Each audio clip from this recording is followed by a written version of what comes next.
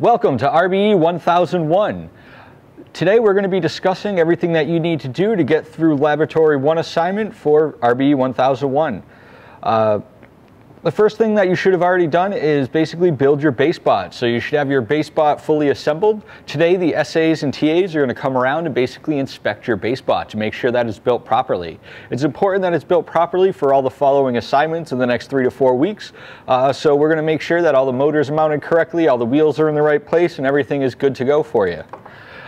We wanted you to basically start reading through the files on MyWPI and get the robot driving around. So we want you to use the teleop code and the transmitters to basically connect your robot and drive it around using the default demo code.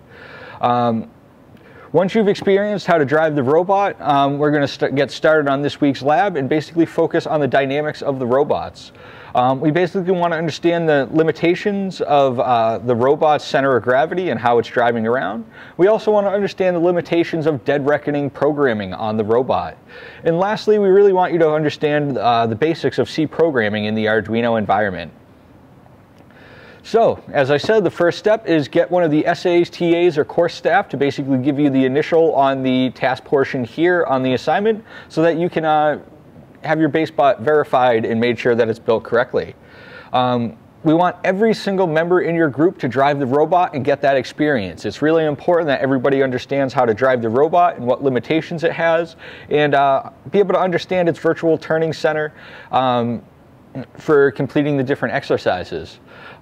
We want you to basically find the virtual turning center by putting one wheel in full forward and one wheel in full reverse and have the robot spin in place. The virtual turning center will be the point at the robot that basically stays still and spins around that axis. After that, we want you to determine the approximate center of gravity of the robot by balancing on your fingers. So you should take the base bot like this, and you should be able to balance it on your fingers to figure out where the center of gravity is in each of the 3 axes. A little tip, when you're doing the axis here, it is best to put your finger somewhere inside of the robot so that you're not tipping over too hard, because basically trying to balance from here can be really hard to find that balance point. Once you've found the axis or the line for the center of gravity in all 3 axes, we want you to basically include that on the pictures of the robot. So draw a physical line where the center of gravity is for each of the 3 axes on the pictures below. Once you've completed that, we basically want you to go and try to predict the tipping or slipping angle of the robot in each direction. The robot's forward direction will be with the rear wheels driven, so this would be forward and this way would be reverse. We want you to predict when it's going to lose traction or tip over on the ramp. So you'll be able to do basically a static analysis of the robot as it climbs a ramp and see when it reaches the tip over point and also when it runs out of traction on the driven wheels. So we want you to fully predict this beforehand. Good engineering practice means that you basically predict something before you attempt it and then go out and attempt it. For the limitation of going forward, you'll find, or reverse, you'll find that the torque of the motor is not a limitation. So the motors on here have enough torque to flip the robot or spin the wheels in either direction in basically any scenario. So don't worry about the torque needed by the motors for finding the limitation in the forward and reverse direction. Once you've finished predicting those 2 scenarios, we want you to basically go take the base bot and drive it up the ramp that's available in the other room. The ramp is marked with degree angles on its way up, and basically as you climb the ramp, you'll see that there is a limitation in one of the directions. We want you to record what those values are. You'll basically find at that point that your math may not exactly match what happened, and that's perfectly fine and acceptable. We want you to discuss a little bit later on what you think would have caused those deviations. We don't want you to change your math to match the prediction or to change the actual result. We want your predictions to be slightly different. I believe the closest error that you'll get is probably about 5 or 6 degrees combined error. If you do the analysis exactly perfect, there will still be some issues due to the dynamics of the system. Like I said, you'll be analyzing it in a static situation, but it's a dynamic moving system. Once you've done that, we want you to work through the programming and Arduino guide. The Programming an Arduino guide is basically your guide to get you started on the robot and understanding how to program the Arduino. There's a few different steps in there, and there's basically one spot where it asks you to open some example code and run it. But if you pay attention closely, you have to change a line of code. If you can't get something to work, go find your TAs and SAs. This is a point in the lab where we want you to actually get experience talking to the course staff so that you get comfortable asking us questions to complete the task. So there is one issue in the programming guide. You can usually figure it out on your own, but if you can't, please go out of your way to ask one of the TAs or SAs so that you get used to doing that for future classes. Once you have completed the programming guide, we'll basically ask you what line of code you had to change to complete the task. So if you don't get through the Arduino guide and you don't find all of the parts that work and don't work, then you won't be able to answer that question and you won't get a sign-off. For part 8, we want you to basically program the robot to drive in a circle plus or minus 4 inches with a 24-inch diameter. The circle does not have to be completely perfect. This is meant to be a programming exercise. So we really want you to be able to drive the robot in a circle effectively through the code. But like we said there, it's plus or minus 4 inches, which is a very large margin of error, so that you can basically focus more on the programming aspect and less on that, is it exactly a 24-inch circle? The same goes for the next part, the programming the basebot to do a 24-inch square. The 24-inch square is a dead reckoning square. We basically want the robot to drive 24 inches, turn 90 degrees, drive 24 inches, and do this 4 times. There is a basic control structure for programming that you should use to draw the 4 lines. We would like the robot to stop after it completes its 4th line.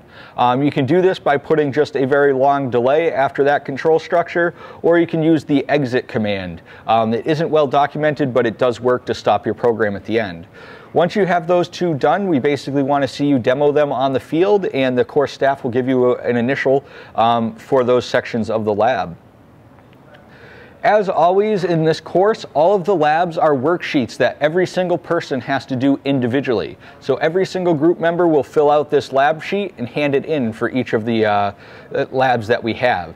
It's really important that you don't copy word for word every single answer from people in your group. We want the answers to be in your words.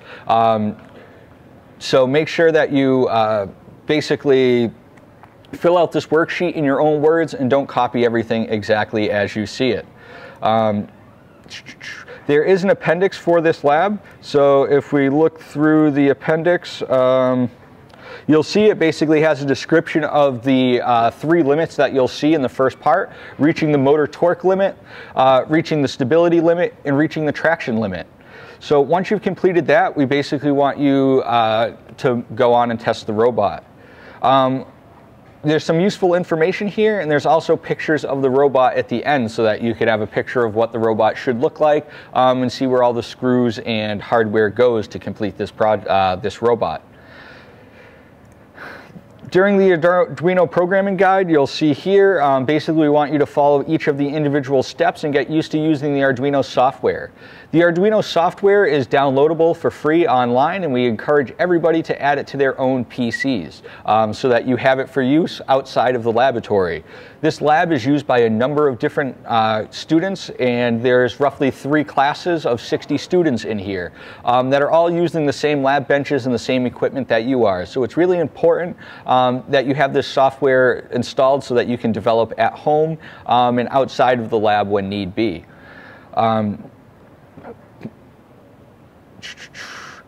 As you complete the Getting Started guide, if you have any questions, concerns, problems, definitely let us know so that we can make any corrections for future classes.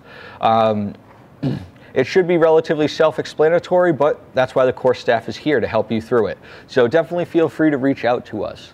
Some of the other things I like to talk about are the actual lab restrictions. Here at AK120, we have, as I said, up to 180 students working at this lab at any given time. If every student drops a single screw every week for the term, then we literally have thousands of screws on the floor. So it's really important that you pick up after yourselves and clean up your workspaces. There are lots and lots of groups that need these lab stations and all of this equipment. So it's really vital that you clean up after yourselves and take care of the lab to the best of your ability. There is no eating or drinking in the lab. There's a lot of expensive equipment on the bench tops, your robots, oscilloscopes, all that kind of fun stuff. And it's really important that you don't spill or make messes in here, or even worse, attract mice or flies, because nobody likes to work in that environment.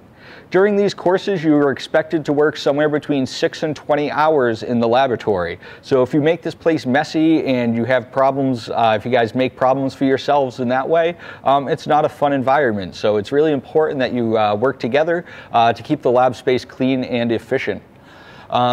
On the front board, you'll normally see the classes written down at the top of the board. So for each class, there is a marker, and underneath it, your SAs and TAs will write their name when they are inside of the lab available for help.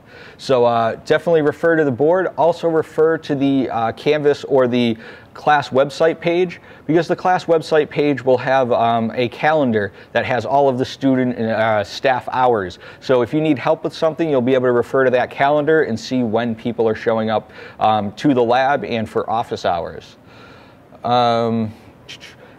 There are battery charging stations at the front of the room. Every battery needs to be marked effectively, so all of your batteries should have RBE1001 and a team number. Do not steal other people's batteries. Batteries take a minimum of 1 hour and up to 3 hours to charge, and it's your job and your responsibility to make sure those batteries are charged when you show up. It'll be really vital and important in later labs, and you may find that robots respond differently based on the battery voltage, so it's important that you keep them charged as much as possible when you need to.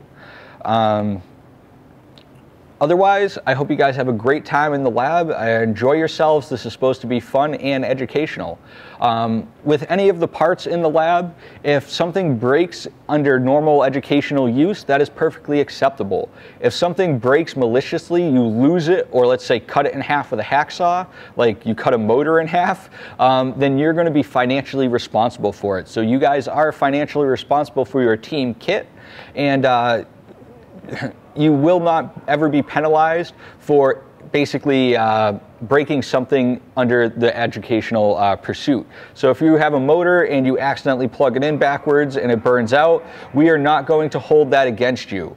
But if you take that motor and you take it apart and then it doesn't work, you will be held responsible for it. So basically take care of all the equipment in the lab. We do our very best here to make sure everything is functional and useful for you. So try not to break anything, but if you do, it's not a big deal. We're here to help and you're here to learn. So thank you for your time, and we'll see you back next week.